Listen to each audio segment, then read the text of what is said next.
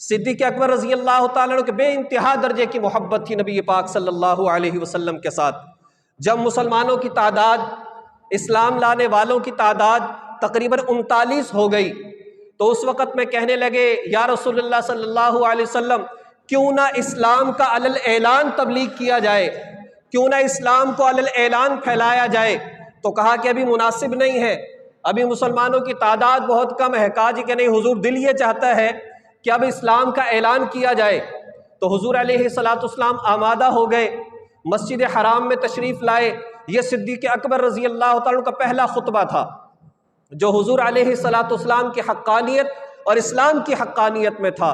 جیسے ہی یہ خطبہ دیا فوراً قریش مکہ، مشرکین مکہ حضرت صدیق اکبر رضی اللہ تعالیٰ عنہ پر ٹوٹ پڑے اور آپ کو لہو لہان کر دیا، آپ کو زخمی کر دیا، آپ کے چہرے کو زخمی کر دیا، آپ کے پورے جسم کو زخمی کر دیا۔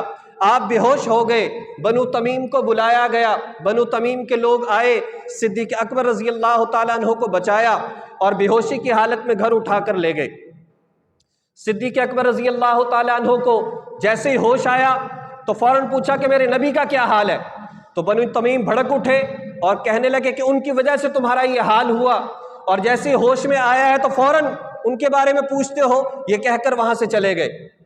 اس کے بعد والدہ ام الخیر جو ہیں وہ تشریف لائیں، اپنے بیٹے صدیق اکبر کے لیے کچھ بنا کر لائیں۔ کہا بیٹا کچھ کھا لو۔ کہا کہ اس وقت تک نہیں کھاؤں گا جب تک حضرت محمد صلی اللہ علیہ وسلم کی حالت اور کیفیت مجھے معلوم نہیں ہو جاتی۔ تو کہا جی کہ وہ تو اسلام نہیں لائی تھی ابھی تک۔ کہا کہ وہ کیسے پتہ چلے گا؟ کہا ام جمیل کے پاس جائیں، حضرت عمر کی بہن کے پاس جائیں، اس لیے کہ وہ مسلمان تھی۔ کہا ان سے جا کر حضور کا حال پوچھو۔ جب ان کے پاس گئیں، ان سے پوچھا کہ بتاؤ حضور علیہ السلام کس کیفیت میں ہے، آپ کی طبیعت مبارک کیسی ہے، آپ کس حال میں ہے؟ تو انہوں نے ڈرتے ہوئے بتایا نہیں، اس لیے کہ ان کو تو پتا تھا کہ یہ بھی اسلام نہیں لائیں، ایسے ہی مخبری ہو گئی تو کام خراب ہو جائے گا۔ کہا جی کہ مجھے تو معلوم نہیں ہے کہ کس حالت اور کس کیفیت میں ہے، لیکن میرا دل یہ چاہتا ہے کہ تمہارے بیٹے کی عیادت کے لیے میں بھی جاؤں۔ تو ام الخیر نے کہا جی بالکل آپ بھی آ سکتی ہیں۔ تو حضرت ابو بکر رضی اللہ تعالیٰ عنہ کی عیادت کے لیے تشریف لائیں، اور پھر حضرت ابو بکر صدیق رضی اللہ تعالیٰ عنہ نے پوچھا یہ بتاؤ کہ میرے نبی کا حال کیا ہے؟ تو انہوں نے والدہ کی طرف دیکھا، کہا اس کا خطرہ مت لو، اس کی وجہ سے پریشان نہ ہو، یہ کسی کو نہیں بتائیں گی۔ پھر کہا کہ حضور علیہ السلام بخیر و عافیت ہیں، حضرت ارقم کے گھر موجود ہے۔ پھر والدہ نے کہا کہ بیٹا کچھ کھا لو۔ کہا اس وقت تک نہیں کھاؤں گا جب تک حضور کا خود دیدار نہ کر لوں۔ پھر جب رات تھوڑی سی زیادہ ہوئی، اپنی والدہ کے ساتھ سہارا لے کر نبی علیہ السلام کی خدمت میں پہنچے، اور وہاں پہنچ کر حضور علیہ السلام کے گلے سے لگ گئے، اور حضور بھی روتے رہے، صدیق اکبر رضی اللہ تعالیٰ عنہ بھی روتے رہے۔ یہ نبی علیہ السلام سے ایک والہانہ محبت تھی صدیق اکبر رضی اللہ تعالیٰ عنہ کی۔ اس کے بعد اللہ تعالیٰ کی ذات کی طرف سے حکم آتا ہے کہ نبی علیہ السلام کو کہ آپ مکہ چھوڑ دیں، یہ لوگ بات نہیں مانتے، آپ ہجرت کریں اور مدینہ منورہ تشریف لے جائیں۔ آپ اس واقعے کے بعد اور اس حکم کے بعد سیدھے صدیق اکبر رضی اللہ تعالیٰ عنہ کے گھر آتے ہیں۔ حضرت ابوبکر کو تو پہلے سے معلوم تھا کہ ہجرت تو کرنا پڑے گی، اس لیے پہلے سے تیاری کر رکھی تھی۔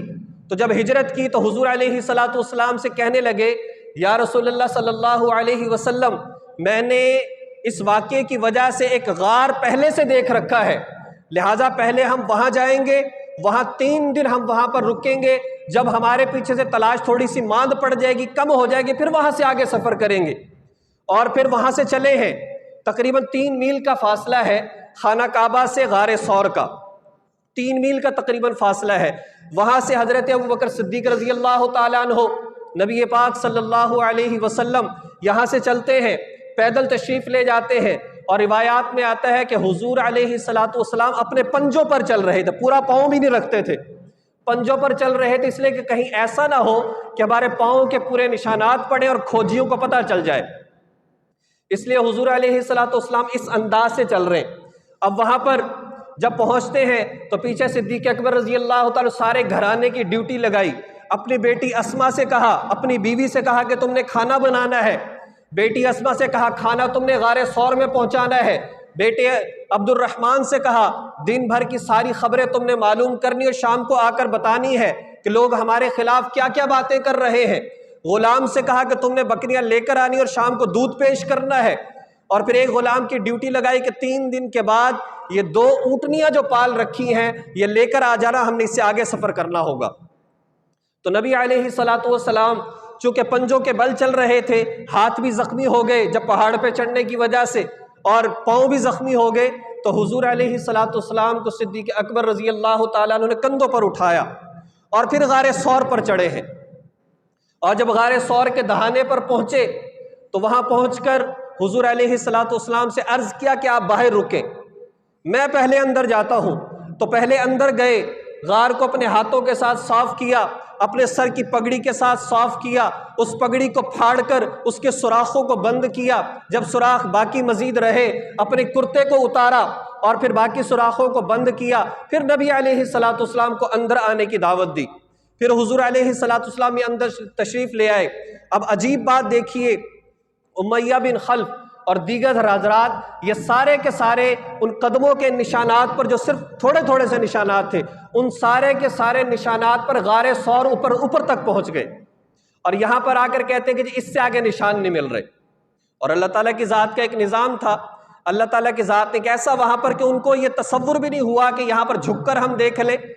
اور مورخین نے لکھا کہ حضرت ابوبکر صدیق رضی اللہ تعالیٰ عنہ گھبرائے کہ اب کیا معاملہ ہوگا، تو نبی علیہ الصلوۃ والسلام نے فرمایا کہ اللہ تعالیٰ کی ذات ہمارے ساتھ ہے، گھبرانے کی ضرورت نہیں۔ اور اسی غار کے منہ کے سامنے امیہ بن خلف بیٹھ کر پیشاب کر رہا ہے، تو نبی علیہ الصلوۃ والسلام نے فرمایا اگر اسے پتہ ہوتا کہ اندر ہم ہیں تو کیا اس طرح سے بیٹھ کر ہماری طرف رخ کر کے یہ پیشاب کرتا؟ اس کو معلوم نہیں ہے۔ اور پھر یہ لوگ وہاں سے واپس ہوتے ہیں۔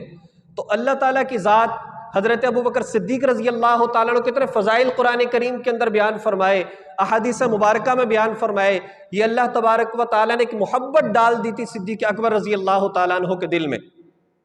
اسی وجہ سے جب حضور علیہ الصلوۃ والسلام تھوڑی سی روشنی ہوئی تو پھر دیکھا کہ اے ابوبکر تمہارا امامہ کدھر ہے، تمہاری جو ہے تمہارا کرتا کدھر ہے؟ کہا حضور یہ دیکھیے یہ سارے سوراخ اس کے ذریعے سے بند کیے ہیں۔ اس پر صدیق اکبر رضی اللہ عنہ کہ یا اللہ میں اس سے راضی ہو گیا ہوں، تو بھی اس سے راضی ہو جا۔ اللہ تعالیٰ حضرت جبریل امین کو بھیجتے ہیں اور فرماتے ہیں کہ اے پیارے نبی صلی اللہ علیہ وسلم آپ اس سے راضی ہو چکے ہیں، اللہ تعالیٰ اس سے راضی ہو چکا ہے، اور اللہ تعالیٰ کی ذات نے اس کو آپ کا جنت میں ساتھی بنا دیا ہے، حضرت ابوبکر جنت میں بھی آپ کے ساتھی ہوں گے۔ اسی وجہ سے حضور علیہ الصلوۃ والسلام فرمایا کرتے تھے میں نے سب کے احسانات کا بدلہ ادا کر دیا، لیکن حضرت ابوبکر کے احسانات کا بدلہ اللہ خود عطا فرمائے گا۔ اور وہ بدلہ کیسے عطا ہوگا؟ حضرت ابوبکر کے لیے جنت کے 8 دروازے کھلیں گے اور اللہ تعالیٰ فرمائیں گے کہ اے ابوبکر جس دروازے سے چاہتے ہو جنت میں داخل ہو جاؤ۔ نبی علیہ الصلوۃ والسلام ایک دن سوال کیا آج کون ہے جس نے روزہ رکھا ہو؟ کہا حضور میں نے روزہ رکھا ہے۔ فرمایا آج کون ہے جس نے کسی جنازے میں شرکت کی ہو؟ حضرت ابوبکر فرمانے لگے حضور میں نے شرکت کی ہے۔ کہا کون ہے جس نے کسی بیمار کی عیادت کی ہو؟ کہا حضور میں نے آج کسی بیمار کی عیادت کی ہے۔ کہا کون ہے جس نے کسی مسکین کو کھانا کھلایا ہو؟ حضرت ابوبکر کہنے لگے حضور میں نے کھانا کھلایا ہے۔ فرمایا کہ جس کے اندر یہ 4 خصلتیں پیدا ہو جائیں اور جمع ہو جائیں وہ جنتی ہے۔ تو نبی علیہ الصلوۃ والسلام نے بے شمار فضائل اور برکتیں دعائیں بھی دیں، اور یہ ساری باتیں حضرت ابوبکر صدیق رضی اللہ تعالیٰ عنہ کے حوالے سے ہمیں قرآن و سنت اور صحابہ کی زندگی میں ملتی ہیں۔